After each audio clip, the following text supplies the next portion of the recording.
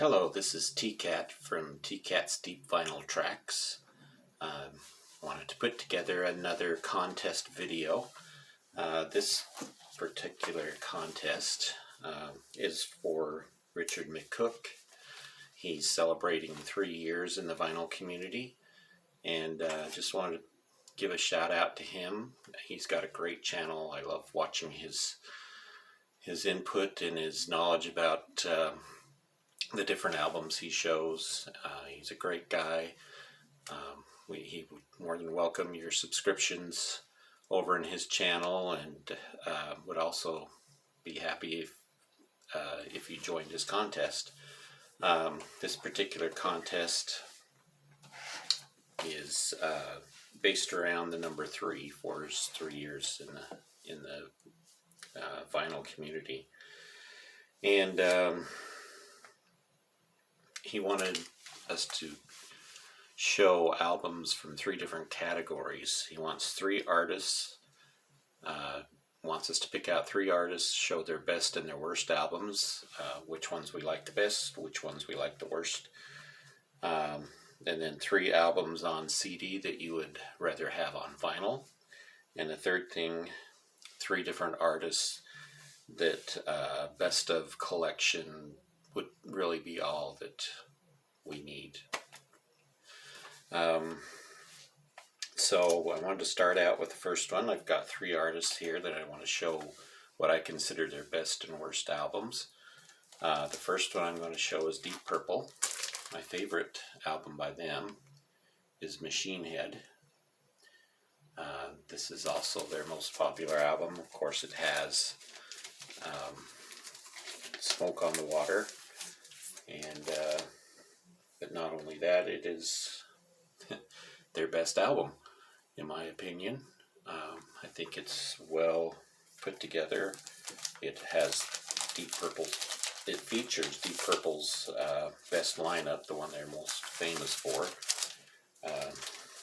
The lineup at that time consisted of Ritchie Blackmore on guitar, Ian Gillan on vocals, Roger Glover was on bass, John Lord was on keyboards, and Ian Pace was on drums. Their music back then was, at least on that particular album, and with that lineup, was kind of a hard and heavy rock. They had started out more as a sort of psychedelic band, but moved into more of a hard and heavy sound, and that was the sound they became really famous for. To me, the worst album that they put out was this one, Come Taste the Band.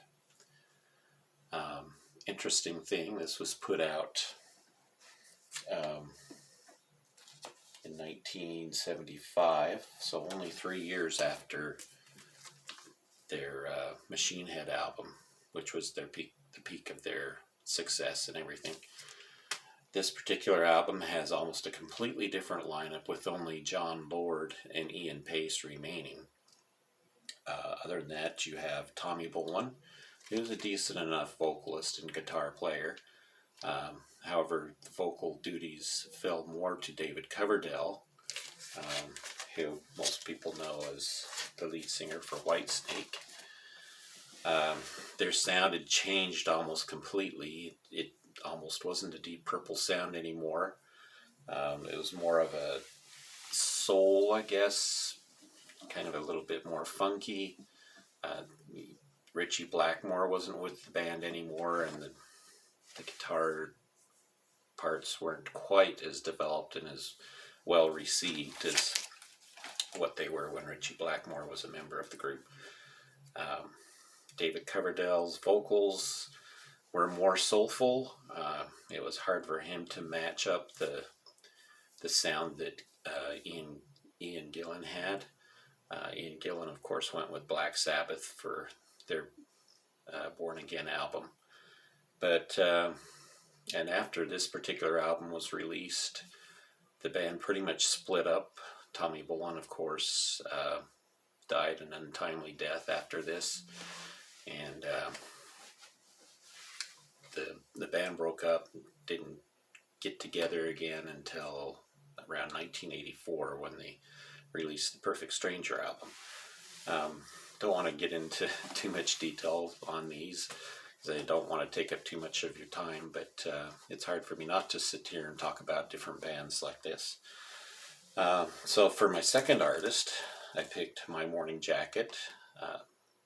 People who have watched my other videos know that My Morning Jacket is one of my favorite bands. One of my favorite albums from them is this one, It Still Moves. Nice picture of a bear, a decorated bear on the cover.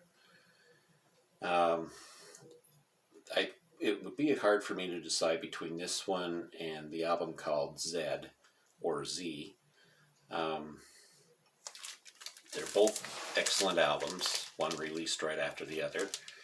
And to me, that's when they were at their peak as far as creativity goes.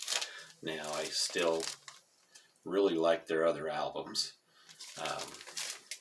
and pretty much own most of them. I just love Jim James as far as a songwriter. The members of his band, it's very talented. Their music is quite well developed. Back in the early days, as it was with this particular album, it was a little bit rougher, and that's fine. It actually fit the band a lot better, I think, in the type of music they were playing. There's some excellent songs on there. One Big Holiday comes from that album. Run Through is another great song.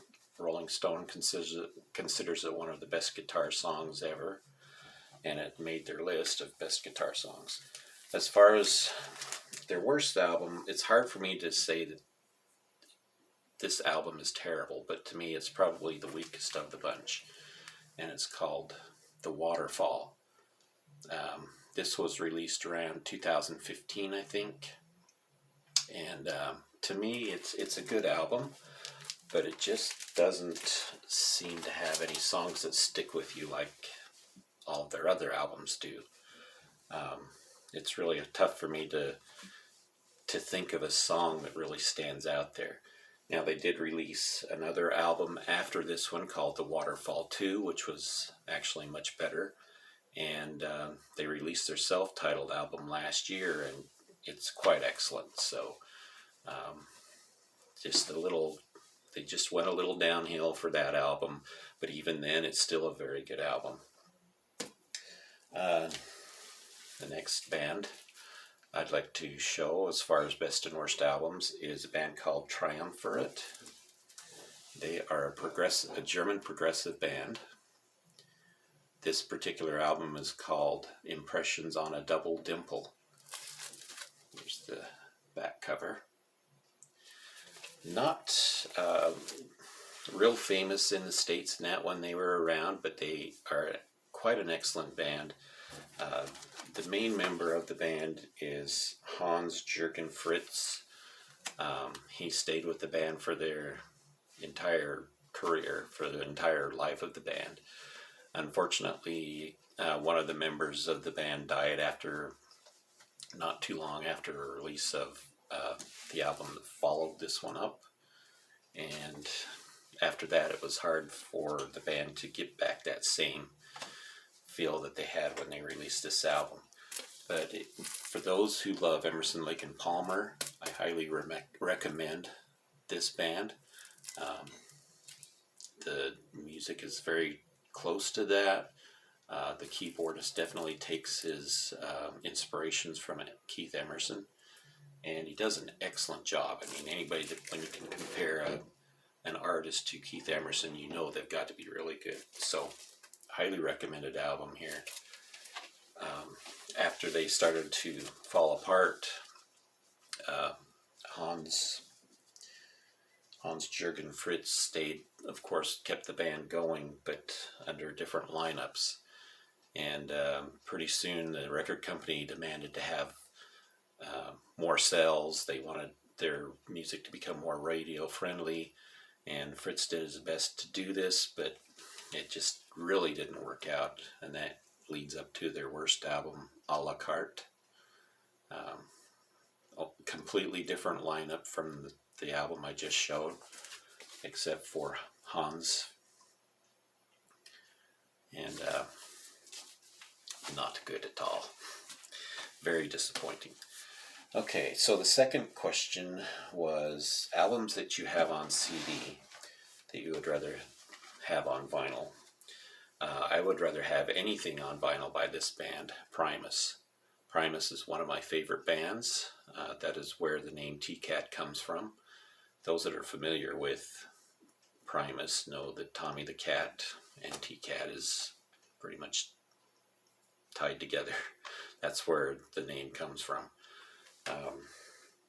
But this album is called Tales from the Punch Bowl. Great album, one of their best. I would love to be able to have this one on vinyl. Another band, Sonia Dada. I showed this in another, not this particular album, but I showed the band in a different contest entry. Now these guys released about maybe 7 albums. One of them was a live album. They're actually a group of street musicians, street singers. I think pretty much from around the New York City area. And here's another one of their albums. A Day at the Beach is the name of this one. Just great music. I don't know if it's kind of hard to pinpoint what style they are. They're soulful, they're funky, they're rock, they even get into the heavy rock category here and there. Just great band. Unfortunately, they have disbanded since, they've been disbanded for a while now, but at least they were able to release about 7 albums before they did so. But just a band that I can't say enough good things about. The third CD I'd like to show that I'd like to have on vinyl is the Firth Quartet, Upbeat. This album is very experimental. It centers around guitars. The quartet, each one of these 4 people, these 4 men are guitarists, and they have quite unique styles. Most of the songs on this are improvised, but just the album just flows so well, especially for 4 different styles that these people have. Just an amazing album, something I would like to own on vinyl. 4 of the songs on here are solos by each one of the members, and then the rest of it is the group playing together in both studio and live situations. So, excellent album. Okay, 3 artists where a best of album is really all that I need. I wanted to show people that I actually had albums for, but there are a couple, John Mellencamp and Steve Winwood, they're basically 2 people that I would be happy with just a greatest hits compilation.